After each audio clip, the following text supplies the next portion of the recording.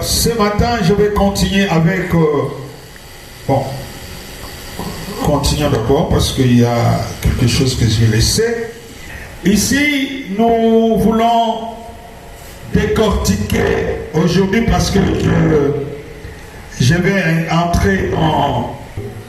Il lui dit, où est cet homme? Il répondit, je ne sais.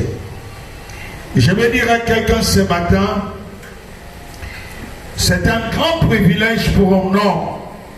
C'est un grand privilège pour un homme de faire une rencontre particulière avec le Seigneur Jésus-Christ. Vraiment un grand privilège. Tout ce qu'on peut te donner ne peut être égalé à la rencontre avec le Seigneur Jésus-Christ. Cet aveugle-né était né aveugle. Et déjà, je disais le dimanche passé, la notion de péché aux conséquences est déjà connue depuis la période de Jésus. C'est pourquoi ses disciples, quand ils ont vu cet homme aveugle, ils commencèrent à poser la question au Seigneur. Seigneur, cet homme est aveugle. Et on nous témoigne comme s'il était, il est aveugle, ça fait longtemps. Qui a péché? Est-ce son père, sa mère ou lui-même? Alors Jésus dira, ce n'est pas que lui ou son père ou sa mère ils ont péché, mais cette situation est liée à la gloire de Dieu. Alors je disais que dans la vie, il y a certaines situations qui peuvent venir, des négatives, qui parfois, par les menaces de l'ennemi peut nous faire croire que c'est soit sa main, soit aussi nos propres péchés. Mais en réalité, vous devez savoir qu'il y a des situations, peut-être qui ne sont pas encore arrivées, mais qui arriveront. Ces situations-là peuvent être qualifiées par d'autres comme étant un problème de péché. Ils peuvent facilement vous condamner.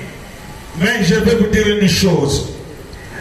Dieu, dans sa divinité, peut permettre des situations difficiles dans notre vie. Non pour nous faire du mal, mais pour accomplir son projet. Pour accomplir son plan.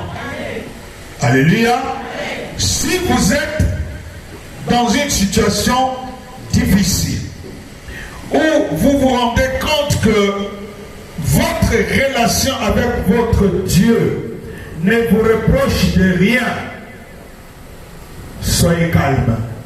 Sachez-le que Dieu poursuit un but dans ce qu'il a permis dans votre vie. Ok? Il faut éviter souvent de vous condamner inutilement. Mais si vous vous rendez compte que ça peut être le résultat d'une désobéissance, d'un péché, vous devez seulement vous repentir. Ok? Voilà. Alors, Christ va opérer un miracle pour sauver cet homme. Parce que je disais que l'œil et la lampe, c'est ça, c'est que la Bible dit. L'œil est la lampe du corps. Si vous avez les deux yeux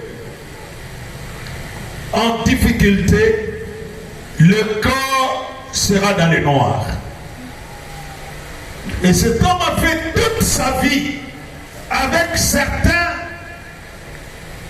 scribes pharisiens de monsieur qui parlaient de Dieu. Mais ce monsieur n'était pas capable de donner solution à son problème. Mais le jour où il a rencontré Jésus, Jésus, comme un prêtre, comme un prophète, a pris de la salive, a fait la boue, l'a appliqué au niveau des yeux et il a envoyé se laver à Siloé, et là, il est rentré étant complètement guéri de son aveuglement. Maintenant, comme les scribes n'aimaient pas Jésus, ils ne voulaient pas apprendre que Jésus a fait quelque chose qui donne gloire à Dieu. Ils se sont opposés. Ils ont appelé le monsieur pour lui dire: est-ce que toi tu étais né aveugle réellement? Il dit: oui, j'étais né aveugle. Mais comment tu vois maintenant? Non, un homme qu'on appelle Jésus a fait ceci, a fait cela. Ils appellent le parent de ce monsieur pour demander: est-ce que celui-ci est vraiment votre enfant? Oui, oui, c'est notre enfant. Comment ils voient? Ils ont eu peur, le parent, ils ont eu peur parce que tout le monde qui disait quelque chose de Jésus était renvoyé des synagogues. Ils ont eu peur, ils ont dit: il a de l'âge. Demandez-lui comment il voit. Il dit: c'est vrai, il y a un monsieur, un homme qu'on appelle Jésus, a fait ceci, a fait cela, et je vois maintenant. Ils ont dit: non, ce Jésus-là n'est pas de Dieu. C'est un pécheur. Le monsieur va dire: bon, moi je ne sais pas si c'est un pécheur, mais ce que je sais, j'étais aveugle. Maintenant je vois. Je te dis, témoigne le bienfait de Dieu. Témoigne que Dieu a fait quelque chose dans ma vie. Témoigne le bienfait de Dieu, ne le cache pas. Il dit, parce qu'il y a eu confusion. Dès que quelqu'un fait une vraie rencontre avec le Seigneur Jésus-Christ, il crée toujours la confusion. Pourquoi? Ceux qui l'ont connu comme tel verront une autre personne. Une personne transformée par la puissance du nom de Jésus-Christ. Toute rencontre véritable avec le Seigneur Jésus-Christ amène un miracle. Parce que Christ, c'est une personne solution. Christ, c'est une personne miracle. Christ, c'est un mystère. Et c'est ce mystère que je vais vous faire découvrir ce matin.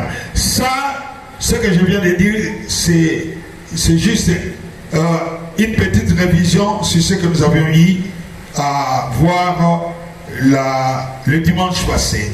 Mais entrons maintenant dans le vif de notre sujet de ce matin. Notre